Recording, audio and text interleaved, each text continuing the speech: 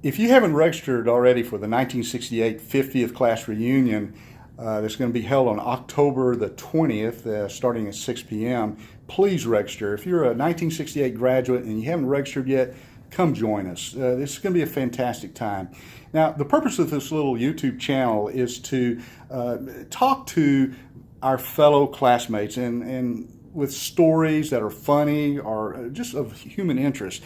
And one in particular I want to share with you today is the story that you might have heard, and you probably did, but you don't know the real story, what really happened. Because the person that's going to tell you was there when it happened. And what I'm referring to is when Marc Thompson, 1968 grad, got shot in the heart by a pellet gun. I know you've heard the story if you're a graduate of Sherman High School, but you're going to hear the real story right now from Mike Teague, who was there. Hi, everybody. Yeah, that was a long time ago.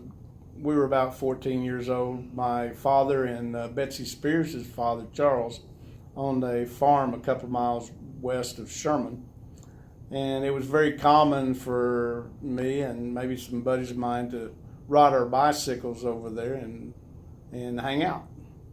So Mark and Gary Ackland and myself rode our bicycles over, cut across another farm to get to ours. And we had these new pellet rifles that we got at Gibson's that had a button on the stock of the gun that had to be mashed down at the time you pulled the trigger.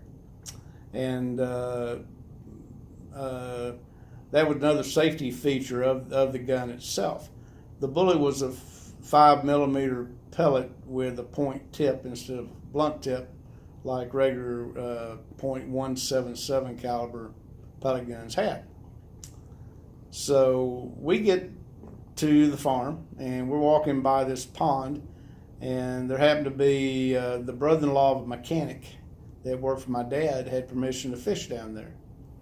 And so we stopped and talked to him, and we went probably 400 or 500 yards away, and a screw came out of the top part of my rifle and fell down in the grass. So I laid my gun down. I'm starting to pick around for it, and then Gary and Mark bent over in order to help me look for that screw. And when they raised up, Gary's gun accidentally went off and shot Mark in the chest. Well, I thought that it'd be like a BB and it hit his breastbone and bounce off, maybe hurt a little bit. So Mark was about maybe a foot away from me, and his eyes just glazed over and he stared into my face, and then his yellow Izod shirt, I can see it as if it were yesterday, turned bright red.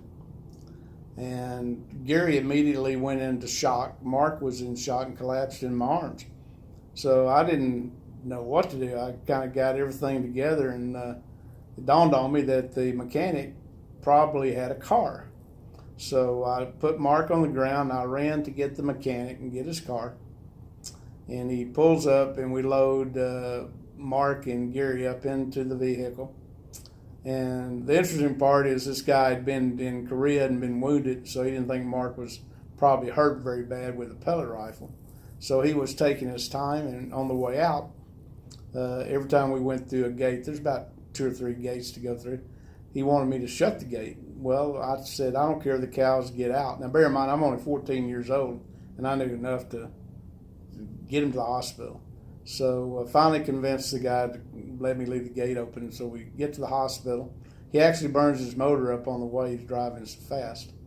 And so we get Mark into the hospital, and they go to work on him, and they stabilized him. And it seemed like forever, but it was probably 3 or 4 or 5 hours before the surgeon got up there.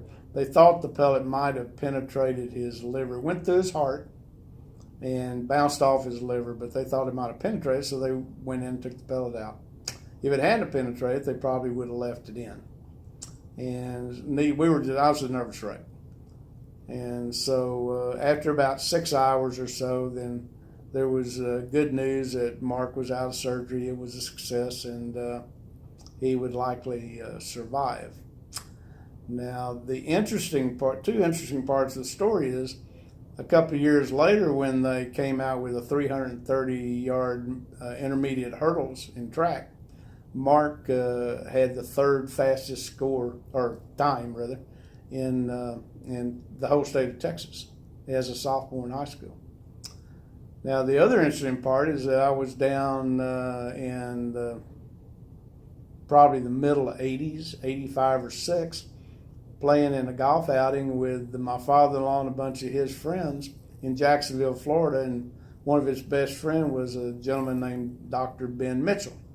Now, I knew Ben whenever my wife and I got married in 75, but we never, and I'd played golf with him since, we had never really talked about our life story, where we came from. And so I happened to mention to him that I was from Sherman, and he said, you know, back in the early 60s, I drove as fast as I ever have in my life to get up there to help a young kid who had gotten shot in the heart. And I looked at Ben and said, Ben, you're not going to believe this, but I was with him. He was one of my best friends. So that's the story. Amen. Bye.